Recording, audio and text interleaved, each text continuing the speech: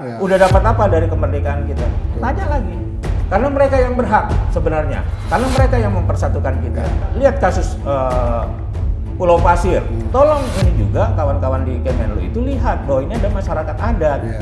Tolong diteliti. Jangan sampai dia meneruskan perjanjian-perjanjian yang dia tidak meneliti dulu. Sektor ketiga ini kadang, bukan kadang ya, sering dibutuhkan pada saat menjelang pilkada, pemilu. Ketika Anda misalnya berbicara rakyat, bukan rakyat yang ada di sektor 1, Iya, harus tapi mereka rakyat yang turun di ke sektor dalam. 3. Sektor ketiga itu sistem pertahanan negara. Ya. Oh, jadi kalau kita mau selang sana, selang sini, pokoknya ada krisis A, krisis B, dia punya ketahanan. Ya, dia punya ketahanan. Teruji. Jadi nggak usah disuruh kencangkan ikat pinggang, karena mereka tiap hari juga sudah ikat pinggang yang dikencangkan.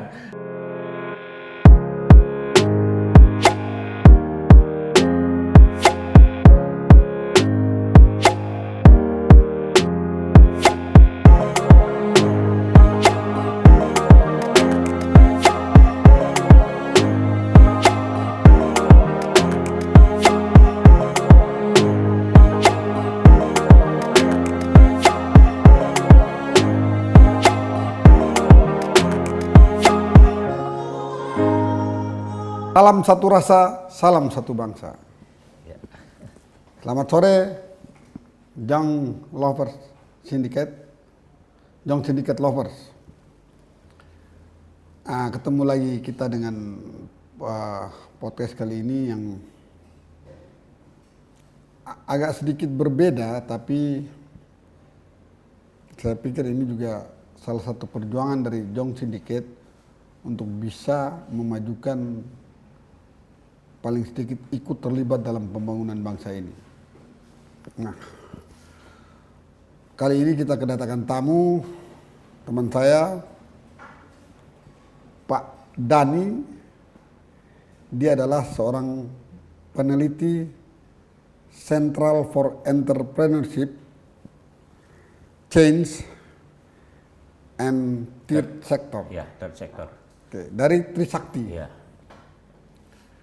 Beliau mempunyai terobosan-terobosan terhadap pembangunan di Indonesia yang saya pikir luar biasa dan perlu kita sharing dan membagi pada masyarakat sehingga wawasan kita semakin bertambah. Selamat sore Pak Dhani. Selamat sore. Sehat ya? Sehat. Oke. Salam satu rasa, salam satu bangsa. Salam satu rasa, salam satu bangsa. Mungkin Pak Dhani bisa menjelaskan apa itu sektor ketiga atau third sector? Oke, third sector atau sektor ketiga itu sebenarnya kelengkapan dari fondasi sebuah negara itu ya. Ada sektor 1, sektor 2, sektor 3. Nah, sektor 1 pemerintahan, sektor 2 itu terkait dengan swasta atau pasar, Ya. dan sektor ketiga ini terkait dengan masyarakat akar rumput sebenarnya. Masyarakat grassroots. madani, grassroots ya. Itu. Oh, jadi dia bagian ketiga dari sub-sub yang ada di masyarakat ya. Ya, artinya dia sebagai sektor yang melengkapi pemerintah dan swasta harus ada masyarakat ya, yang juga menopang berdirinya sebuah negara. Gitu. Ya, tapi kecenderungan sektor ketiga adalah kalau mau dikata sebagai masyarakat pelengkap penderita lah. Seringkali orang berbicara begitu. Iya, sebenarnya ini yang harus kita luruskan, Bang Yongki. Oh, iya. Ya, ini harus kita luruskan.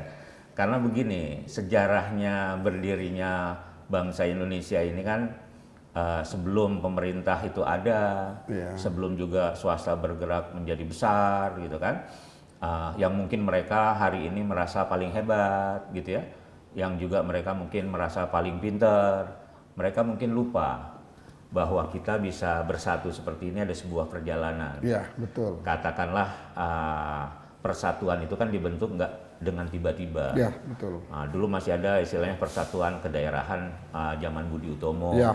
Yang 1908, ya itu masyarakat madani, itu masyarakat, itulah sektor ketiga yang pertama, gitu kan.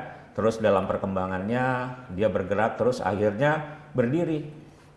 Jong Java, Jong Sunda, itu sekitar 1918 itu semua gerakan hati nurani.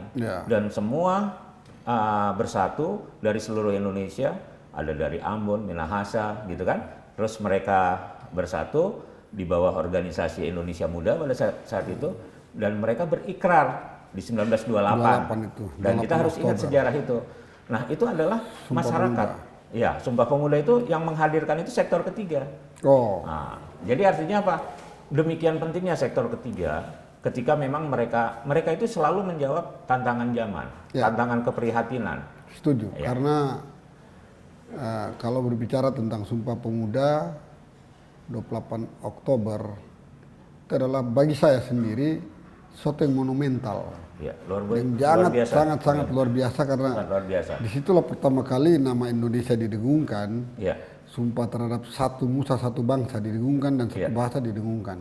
Sebenarnya itulah sesuatu yang monumental yang harusnya lebih kita pelajari dan kita pahami dari visinya daripada keributan yang sekarang terjadi tentang kelompok-kelompok kalau mau dibilang perang antara nasionalisme dan radikalisme itu. Ya, artinya kan begini, Bang Yongki, mereka lah yang membentuk pemerintahan. Jadi pemerintahnya harus paham gitu. Ketika itu terbentuknya kita punya negara itu, mereka harus melindungi segenap tumpah darah, ya kan? Seluruh masyarakat. Tuntutan. Iya. Jadi masyarakat ini harus diperhatikan, gitu. Nah, begitu kira-kira semangatnya. Oke, Pak Dhani, seberapa penting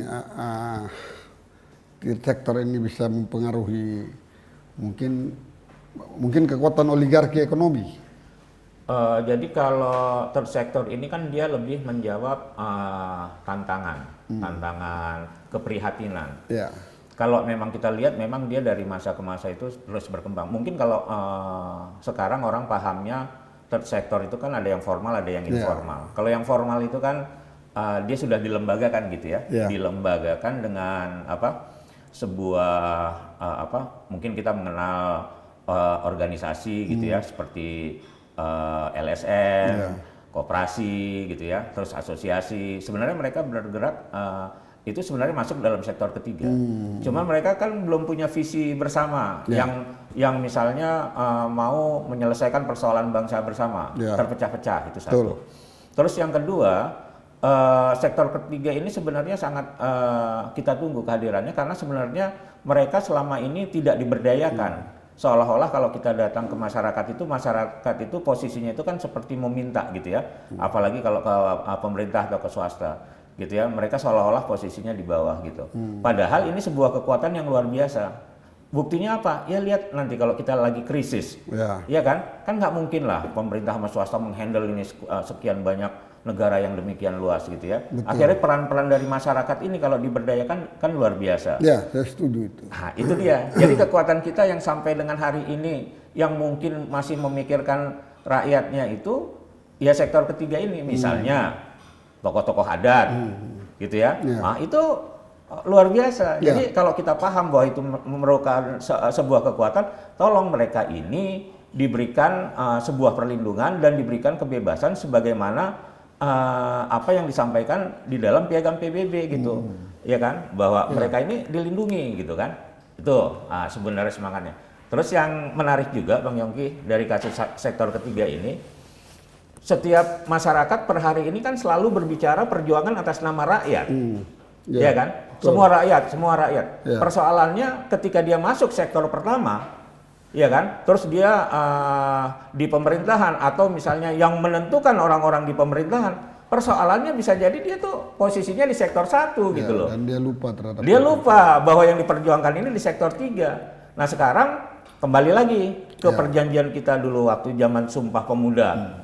Di situ ada Jong Java, Jong Sunda, Jong Sumatera, Ambon, gitu kan. Nah, sekarang kita tanya lagi ke masing-masing Jong itu di masing-masing daerah, udah dapat apa dari kemerdekaan kita? Tanya lagi.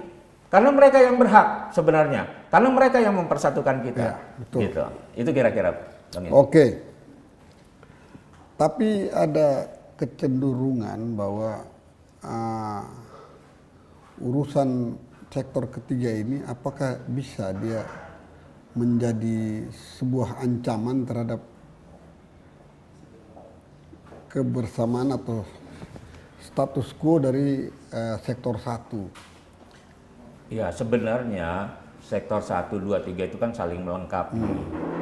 Sektor ketiga ini kan sebenarnya kalau kita perhatikan itu orang-orang yang menjawab keprihatinan. Tapi kan mereka biasanya bekerja dengan karya. Coba perhatikan misalnya Budi Utomo 1908. Karya kan yang dia munculkan, mempersatukan, menghimpun orang, tapi karya kan nggak pernah buat dia semua untuk memperkuat kebangsaan gitu kan. Punya sebuah, jadi intinya tuh sektor ketiga kalau kita lihat sejarahnya kan mereka itu adalah pelopor-pelopor kebangsaan gitu, sehingga ketika kita sekarang mau menghidupkan sektor ketiga harus paham juga kawan-kawan di Indonesia ketika kita berbicara sektor ketiga dia harus punya visi kebangsaan dan itu lahir dari masing-masing daerah dan saya yakin masing-masing daerah itu juga mewakili kepala-kepala suku atau bahkan raja-rajanya Pak gitu. Ini harus diingat gitu. Ya kira-kira seperti itu. Ya, contoh kecil adalah ketika Soekarno mau memproklamirkan 17 Agustus. Ya, siap. Itu kan yang mendorong dia adalah para pemuda. Iya. Dari sektor ketiga ini. Iya. Iya. Ada penculikan ke Rengas Dengklok. Iya. Lalu kemudian beberapa hari kemudian baru diproklamirkan. Diproklamirkan artinya pemerintah itu ada setelah ada itu, gerakan gitu. ada gerakan dari kelompok ketiga. Iya. Oke, apakah memang itu bisa menjadi solution maker? Ya bisa. Sekarang misalnya Bung Yongki kita coba lihat isu-isu yang terjadi per hari ini. Misalnya dunia isu yang sekarang berkembang itu kan krisis energi, terus krisis pangan, ya kan. Terus yang kena dampak itu siapa sih? Ya kan masyarakatnya, gitu kan. Kalau masyarakatnya tidak disiapkan untuk menghadapi hal itu, ya dia akan berjuang dengan sendirinya.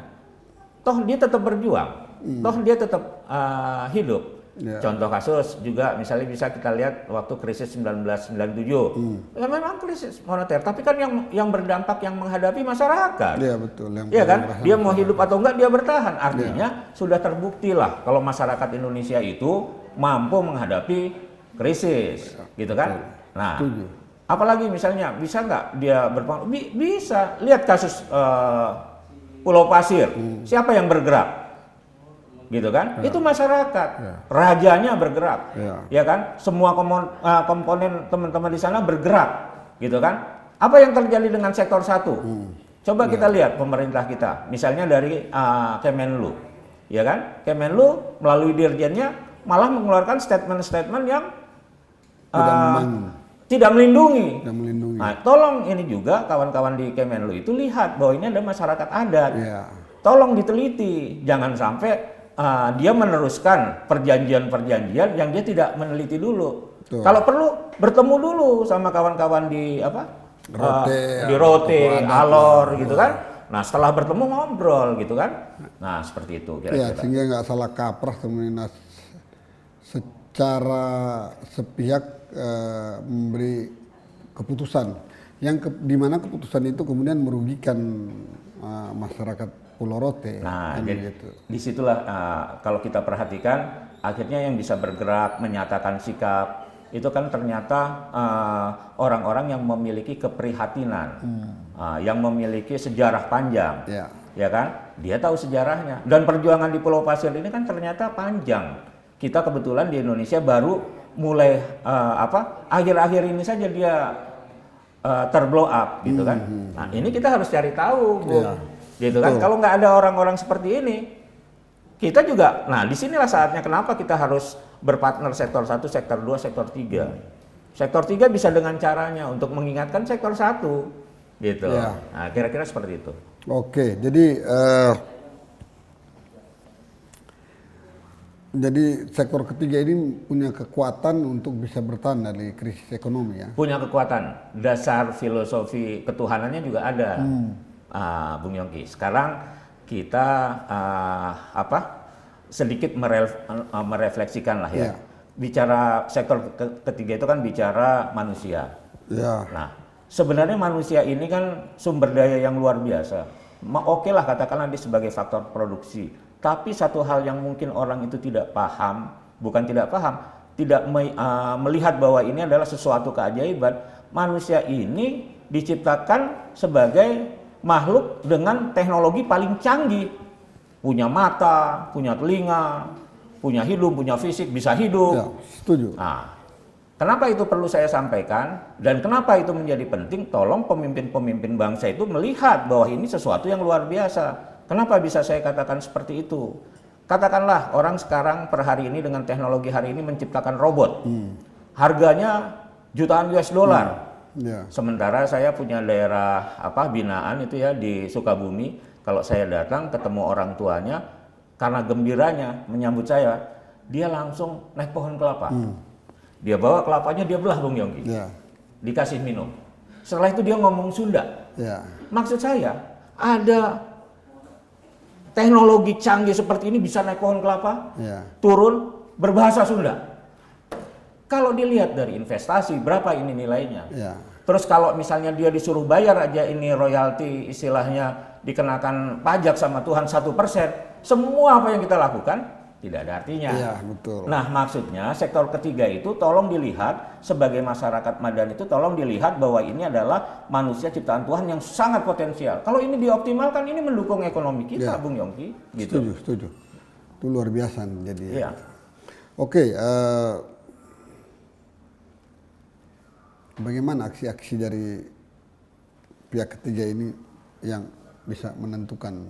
Ya, jadi mungkin sampai dengan hari ini kan kita banyak menemukan sebenarnya teman-teman kita, ini kan istilahnya aja sektor ketiga ya, tapi kan sebenarnya banyaklah masyarakat di kalangan akar rumput ataupun dimanapun mereka berada, mereka sebenarnya sampai dengan hari ini terus berjuang untuk lingkungannya, berjuang untuk masyarakatnya, dan bisa jadi pemerintah juga nggak tahu atau mungkin swasta nggak tahu, tapi mereka tetap terus berjuang. Kalau kita belajar dari kasus 1908, di mana itu pergerakan kebangsaannya itu masih sifatnya lokal gitu ya. Nah, terus dia bersatu untuk ini. Nah, bisa jadi sektor ketiga ini harus memiliki visi bersama. Visi bersama untuk mewujudkan Indonesia yang lebih baik gitu kan. Kita tanyakan saja kembali Jong Java, Jong Ambon, Jong Sunda, Jong Jawa, Jong Sumatera. Ini mau seperti apa? Kan masing-masing daerah ini punya tokoh-tokoh pemuda. Ini disatukan visinya gitu kan untuk memperkuat bangsa. Pemerintah harus paham tentang hal ini dan harus disupport gitu kan. Misalnya kasusnya seperti tadi Pulau Pasir. Adatnya sudah tidak setuju. Dia bisa membuktikan bahwa itu nenek moyang dia biasa ke sana, bisa dibuktikan dan segala macam. Pemerintah tugasnya apa ya sesuai piagam PBB saja. Ada masyarakat adat, lindungi gitu. Jadi untuk sementara kawan-kawan di Kemenlu kalau bisa jangan keluarkan statement apa-apa dulu, komunikasi dulu. Masa kita harus berbeda pendapat di negeri sendiri gitu. Betul sih. Seperti itu.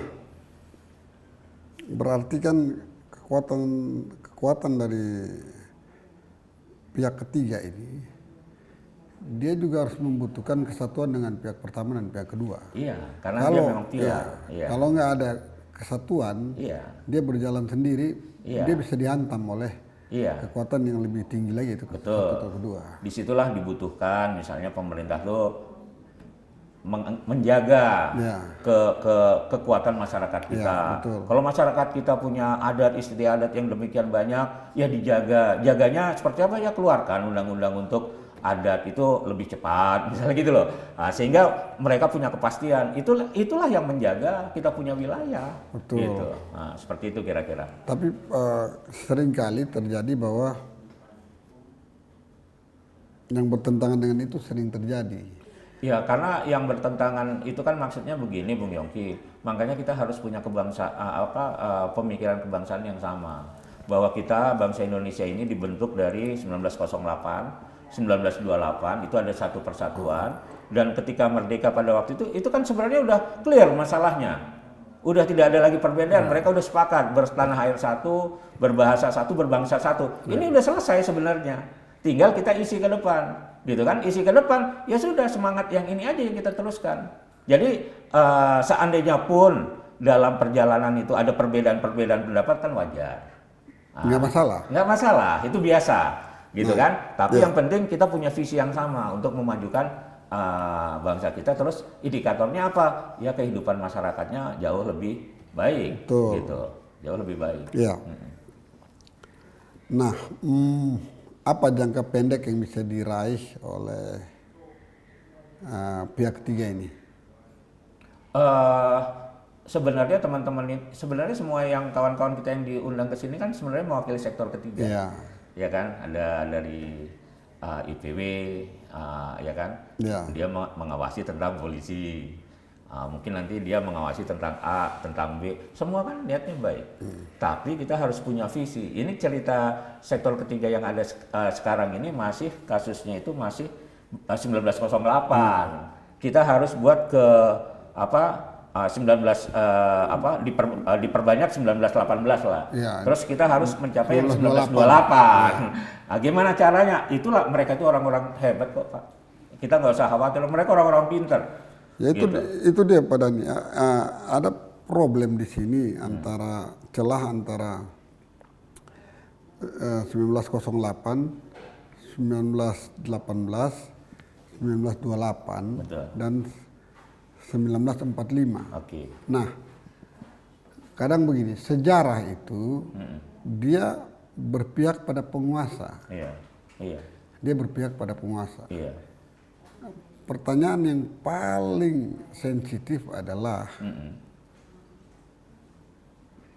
mana yang lebih monumental antara 1928 dan 1945? Ya kan kalau misalnya dianggap monumental, ini istilahnya kalau monumen kan Pak banyak nggak mesti satu. Iya betul. Jadi monumen pertama 1928, monumen kedua 1945. Artinya ini memang peristiwa monumental. Iya. Karena 1945 ini tercapai karena 1928-nya sudah berikrar, Pak.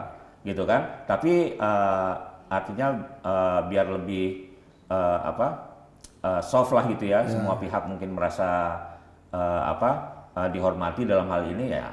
Ada dua monumen ini, Pak. Betul, tapi gitu. Begini, monumental 28 nggak terlalu dianggap sampai sekarang. Nah, itu juga nggak pas. Iya. Artinya 1928 itu sebuah peristiwa monumental itu kenapa? Di situ melahirkan kesatuan bangsa misalnya, itu Pak. Dia, itu gerakan jadi gerakan nasional itu munculnya dari situ. Jadi, yang memang benar-benar diwakili oleh seluruh unsur komponen. Iya. Jadi mungkin lebih spesifiknya adalah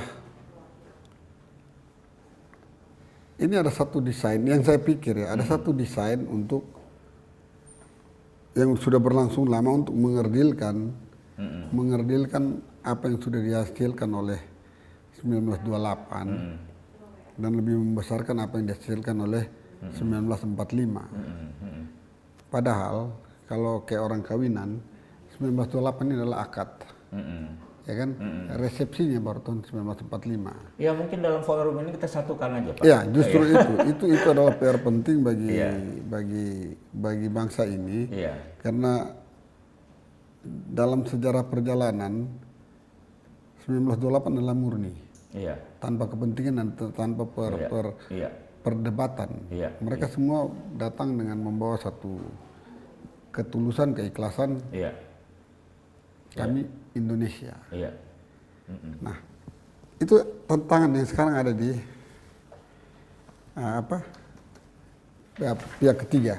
Ya, jadi kalau sekarang ini kan sebenarnya hari ini ke depan kan sebenarnya kalau kita berasumsi bahwa kita sudah sepakat bahwa ini memang 1928 sebagai tonggak sejarah untuk gerakan nasionalisme kita, 1945 waktu itu katakanlah kemerdekaannya kita. Sebenarnya yang kita perlu lakukan hari ini ke depan mengisi, Pak, mengisi. Karena kalau kita kembali lagi ke belakang gitu kan, dia sudah sekian lama. Jadi kita ke depan saja. Tinggal pertanyaannya apa yang bisa kita lakukan ke depan? Ya seperti Jong Syndicate, itulah yang Bang Yongki bisa lakukan. Bang Ya. Yongki bisa menginformasikan semua hal gitu ya, termasuk juga kasus di Pulau Pasir. Kalau nggak diangkat, itu juga orang nggak paham. Kalau nggak diangkat, kita pikir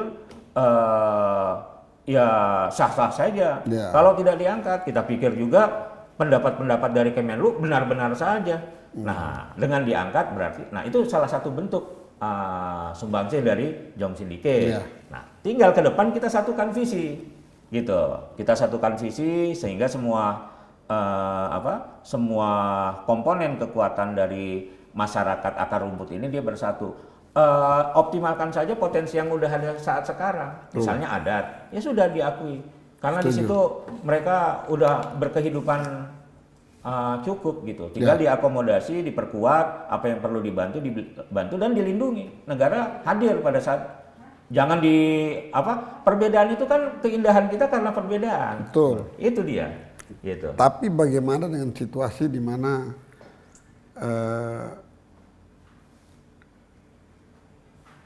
keserakahan itu muncul? Ya, Keserakahan ini yang mempengaruhi bersatunya antara sektor ketiga, kedua, dan kesatu. iya, jadi Itu kalau untuk Apa yang harus menyatukan kita lakukan? menyatukan sektor 1, 2, 3 ini katakanlah ada keserakan yang kita lakukan sebenarnya teman-teman juga sudah melakukan sampai dengan hari ini. Ya. Cuman kita belum menyatu kepada seperti gerakan ke-28 gitu kan. Cuman dia melakukan sendiri-sendiri. Betul, betul. Sebenarnya apa yang sudah dilakukan per hari ini itu sudah luar biasa. Cuman kan kita ini menuntut sama kawan-kawan di sektor pertama, gitu kan, bahwa di Indonesia ini ada sektor ketiga loh. Ketika Anda misalnya berbicara rakyat, bukan rakyat yang ada di sektor 1, tapi rakyat yang di sektor 3, gitu kan. Terus juga kalau misalnya kita bicara di sektor 1, dia mengatasnamakan rakyat, gitu kan. Misalnya katakanlah ada partai politik, kan sebenarnya partai politik ini juga yang mensuplai orang-orang di pemerintahan. Bisa jadi nggak kait ke sini. Nah ini sebenarnya yang harus disatukan dan ini harus semua komponen paham. Cuman memang benar kata yang Bung Yongki sampaikan, kekuatan masyarakat ini kekuatan hati nurani. Jadi kalau berhadapan sama keserakahan, kita jalan di tempat, bahkan banyak korban. Iya, dan kita jalan saja dengan apa yang kita anggap baik dan bermanfaat untuk masyarakat. Udah, paling begitu. Oke, gitu.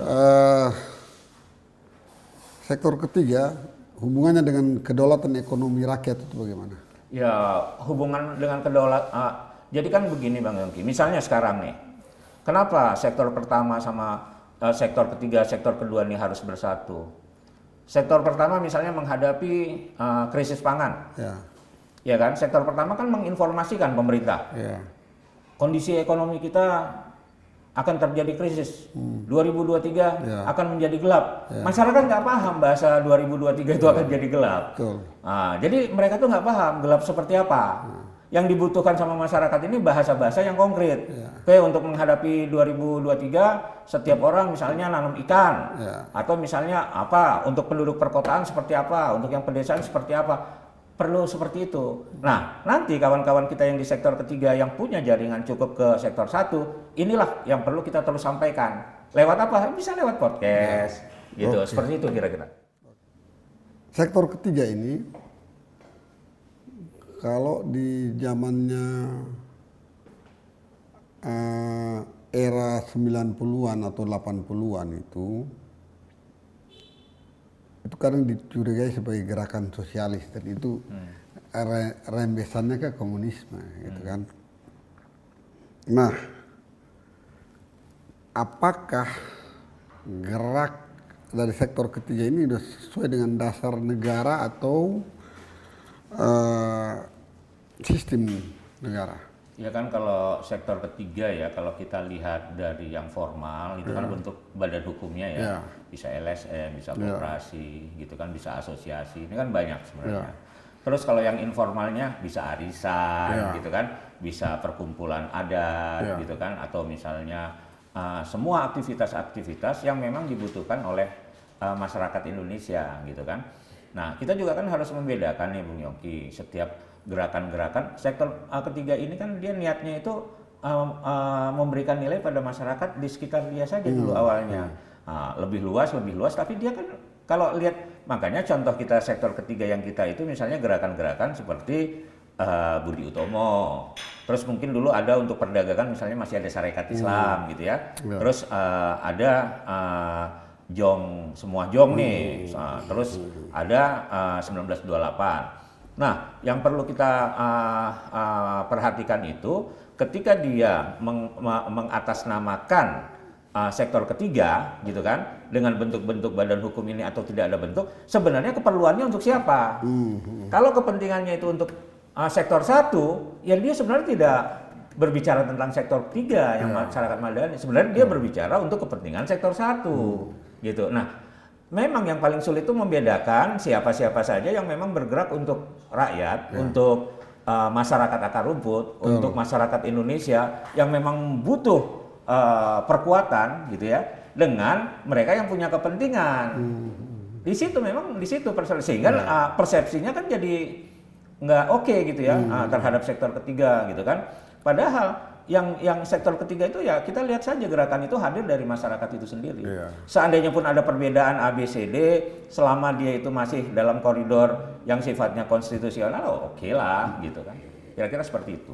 Jadi ketakutan terhadap kecurigaan terhadap suatu isme-isme bisa terbantahkan ya, artinya karena kan mental masyarakat kita ada gerakan rakyat atas nama apapun juga. Ini warisan Orde Baru nih kan. Padahal ini pasti tahu kan warisan Orde Baru. Setiap gerakan itu yang berhubungan dengan masyarakat di sektor ketiga pasti dianggap nanti cenderung ke kiri gitu, komunis. Enggak juga ya? Enggak juga, karena kan begini, makanya kita lihat saja kan hasil-hasil dari, jadi yang kita lihat itu karyanya. Kalau dia misalnya nanam cabai, pasti karyanya cabai lah. Kalau dia nanamnya alpukat, ya nanti keluarnya alpukat. Jadi kalau ada orang yang mengklaim bahwa dia itu punya karya besar dan segala macam, kita nggak tahu dulu dia nanamnya apa, lihat aja hasilnya. Kalau hasilnya cabai, berarti dulu dia nanam cabai. Gitu saja. Udah gitu kalau kita perhatikan kawan-kawan yang di sektor ketiga itu pasti dia memperjuangkannya masyarakat kecil untuk memberikan pemberdayaan ataupun dari sisi pendidikan ataupun dari sisi informasi. Seperti kita juga selama memang kita niatnya itu untuk menginformasikan dan kita menyatukan, itu sebenarnya dibutuhkan gitu. Nah, itu aja. Iya, tapi dalam setiap perjalanan itu pasti selalu saja ada masalah, ada kendala. Nah, kira-kira kendala apa yang akan dihadapi oleh sektor ketiga ini ketika dia mau bergerak? Kendala ini kan sebenarnya dari vision ya. Jadi setiap orang itu kan akan berpikir dari latar belakangnya dia, dari kehidupannya dia gitu kan. Nah, jadi yang perlu kita ketahui itu kadang-kadang gerakan-gerakan di sektor ketiga ini ya berangkat dari persepsinya yang menggerakkan ininya, menggerakkan organisasinya misalnya. Nah, itu ya sah-sah saja sih sebenarnya. Yang penting kan kita patokannya itu kan kalau di kita berbangsa tuh ada pembukaan UUD 45, ada Pancasila misalnya gitu kan. Udah kita patokannya itu. Terus kita menghormati dan menghargai pluralisme gitu kan. Ini kan sebenarnya cerita sektor ketiga ini kan dia hanya perlu diberdayakan biar mereka ini hidup sejahtera. Ya kan, udah gitu kalau nanti terjadi krisis di kita juga mereka udah siap gitu. Jadi sebenarnya ini mempersiapkan mereka itu untuk itu. Kembali ke tahun 97 waktu terjadi krisis gitu kan. Kan bangsa kita itu kan kekuatannya itu jadi sektor ketiga itu sistem pertahanan negara.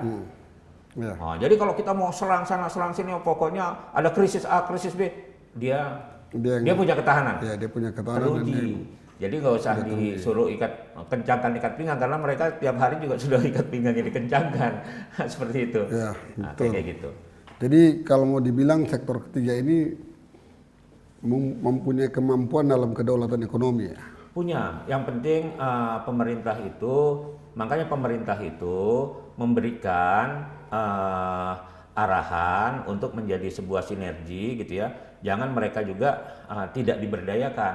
Atau maksudnya tidak diberdayakan, jangan juga biasa memberi A, memberi B gitu kan. Yang perlu itu adalah mereka itu berdaya. Ya. Kalau sekarang kan enggak, kalau pemerintah masuk main-main ke desa atau ke apa kan dia pikir bawa uang nih. Ya, jadi dia memberi ikannya bukan pancingnya. Ya, kira-kira seperti itu. itu.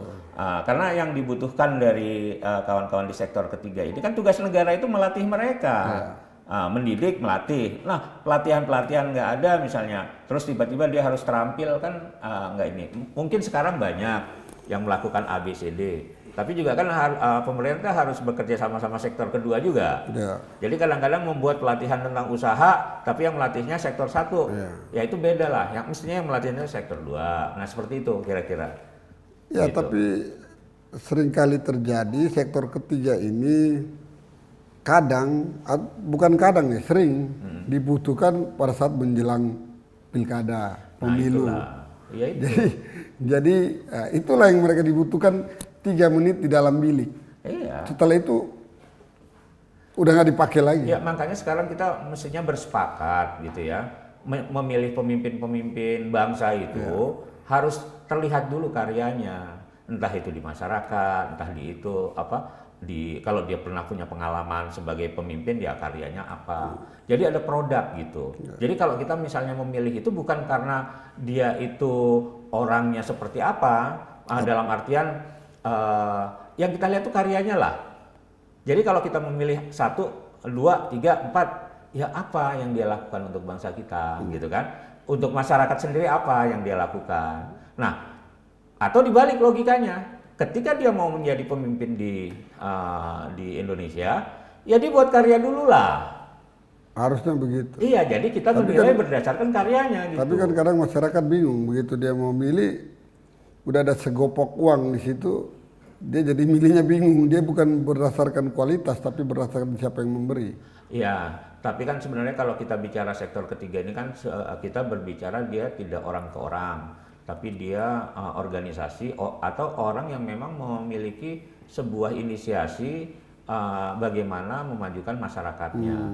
Kalau itu kan realitas politik lah, Ya, itu keseharian. Ya, tapi itu benturan terbesar untuk membangun satu peradaban. Kita bicara tentang peradaban di sektor ketiga kan, bagaimana kita membangun mental seseorang untuk betul-betul bisa mandiri dan nggak tergiur dengan hal-hal receh seperti itu. Artinya dia harus membangun dirinya sehingga ketika orang memberikan iming-iming dia bilang, oh ngapain, suara saya mahal, bahkan nggak ada yang mampu beli. Iya, jadi makanya keterkaitan sektor 1 dengan sektor 3 itu ya berikanlah ini pendidikan, pelatihan, pendidikan politik dan segala macam gitu loh. Sehingga dia ini sektor ketiga ini kan masyarakatnya namanya masyarakat akar rumput gitu ya. Mereka ini kan polos-polos, mereka itu kan kira-kira artinya mereka berjalan, yang penting kan perjalanan mereka itu ya dia berjalan apa adanya. Gitu kan beda sama kalau di sektor 1 kan jelas ada jabatan, ada ini, ada sumber uang. Kalau di sini hanya jalan aja. Gitu kan. Nah, maksudnya ini yang harus diedukasi. Nah, sekarang pada saat misalnya ya sekarang ini soalnya pertanyaannya akan lebih mendasar lagi, yang lebih parah itu bukan begini. Ini partai politik juga jadi punya masalah. Kenapa? Karena dia kan mengatasnamakan rakyat.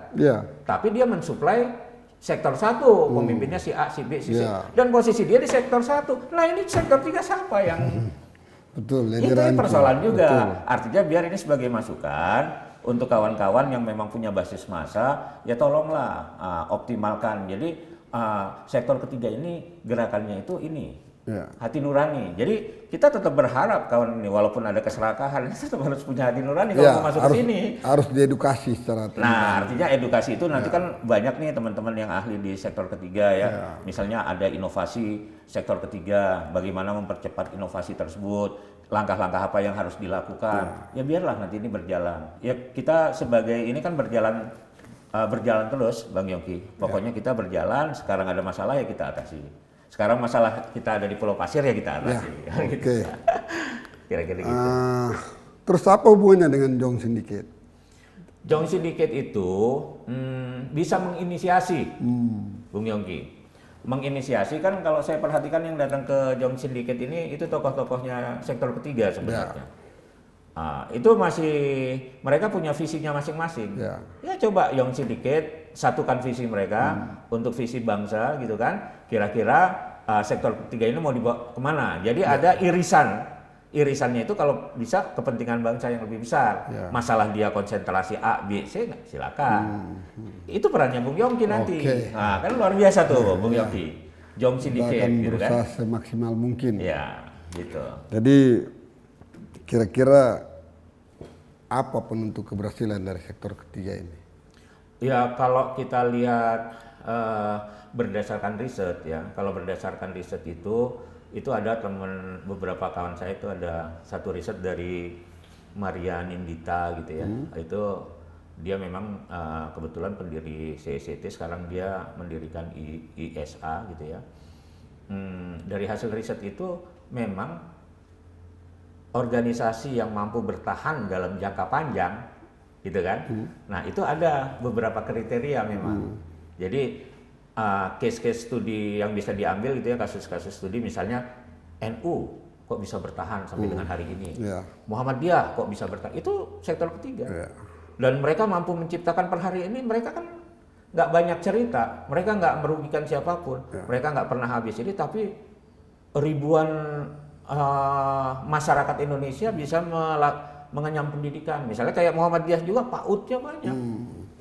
Jadi gerakannya itu model begitu, tenang ini tapi bermanfaat untuk masyarakat. Kan oke gitu kan. Jadi kalau misalnya ditanya kunci keberhasilannya apa, udah kita best practice saja. Ya, best practice saja berarti mengelola sebuah organisasi yang bisa sustain dalam jangka panjang itu apa saja. Misalnya dia harus punya sistem pengawasan. Dia keuangannya harus begini. Dia harus punya dana abadi atau apa saja. Nah, itu ada beberapa riset yang bisa dijadikan acuan kalau untuk organisasi dalam jangka panjang gitu. Nah, untuk membangun sektor ketiga ini itu kan bukan hal yang bisa seperti membalikan telapak tangan kan. Itu kita harus membangun betul-betul secara sabar, tekun untuk menguatkan sektor ketiga ini.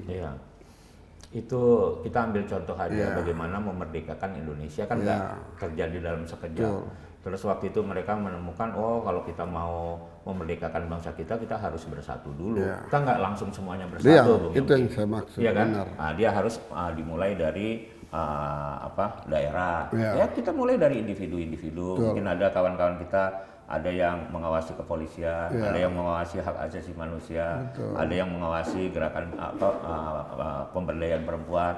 Biarin aja mereka satu, tapi nanti pada saat berkumpul harus ada visi bersama kemana. Gitu. Oke Pak Dhani, mungkin kira-kira closing statement yang ingin Pak Dhani sampaikan ke para Jong Syndicate lovers, umumnya masyarakat Indonesia, kira-kira apa dalam upaya kita untuk membentuk sektor ketiga ini, karena memang kita harus membahu-membahu untuk membentuk ini. Jadi pertama yang harus disadari sama semua masyarakat kita seluruhnya gitu ya, bahwa kita per hari ini kan sudah menikmati satu kebebasan atau kemerdekaan. Bayangkan saja untuk satu pulau pasir aja kita ribut ya Pak, apalagi dulu Indonesia gitu kan. Nah terus yang kedua artinya ketika kita seperti itu, yang pertama tadi itu rasa syukur kita terhadap apa yang kita nikmati hari ini gitu. Kalaupun misalnya kita mau melakukan gerakan ABCD, mau melakukan tindakan ABCD, tapi syukuri dulu bahwa nikmat yang kita sampaikan sampai dengan hari ini tuh luar biasa. Itu satu. Terus yang kedua, masyarakat itu kenapa dianggap lemah, kenapa dianggap dia itu hanya bisa dipergunakan? Karena pandangan manusia lain yang punya kekuasaan dan punya uang, dia melihat ini manusia tidak berdaya. Nah, tolong ingat rumusnya lagi. Yang namanya manusia itu adalah makhluk yang paling ajaib di muka bumi. Dan dia dibekali dengan teknologi tinggi. yang diberikan langsung oleh Tuhan. Betul, Matanya, telinganya, jalannya, hidupnya. Maksud saya, kalau memang kita tidak mampu memberdayakan dia, itu karena memang kelemahan kita. Ya. Gitu kan? Jadi jangan ini manusianya yang disalahkan. Ya. Nah, sekarang yang ketiga, ya tolong sektor 1 dan sektor 2 tolong ini dilihat sebagai sebuah potensi yang bisa diberdayakan. Memang kalau dari sisi Jangan dilihat tapi didukung. Ya, didukung dan kalau bisa dikerjakan gitu kan, sehingga ini memang wujud. Persoalannya itu kan begini, bagaimana mengklasifikasikan teman-teman di sektor ketiga ini sesuai dengan klasifikasi keahliannya masing-masing. Maksudnya gini, kalau memang dia kapasitasnya 100.000, kasih 100.000. Kalau dia kapasitasnya 500.000, kasih 500.000. Artinya dalam artian harus dicari potensi ini tapi dengan dukungan yang tepat. Kalau dukungan yang tepat juga jadi masalah, gitu. Karena ini memang memang sejarah adanya sebuah negara bangsa, gitu kan, memang dibutuhkan salah satu pilar yang namanya sektor ketiga ini. Gitu. Oke, Jong Syndicate Lovers, itulah kita adalah sektor ketiga. Saya dan Anda semua yang menonton ini adalah sektor ketiga. Nah, bagaimana bisa kita membentuk sektor yang kita dalam posisi sektor ketiga ini menjadi sebuah kekuatan yang bisa ikut membantu membangun bangsa ini secara bersama-sama. Kita membangun emosi kita, membangun kecerdasan kita dengan hati nurani yang tidak ada embel-embelnya, sehingga bangsa ini akan semakin kuat dan semakin kokoh. Selamat sore, salam satu rasa, salam satu bangsa. Salam satu rasa, salam satu bangsa.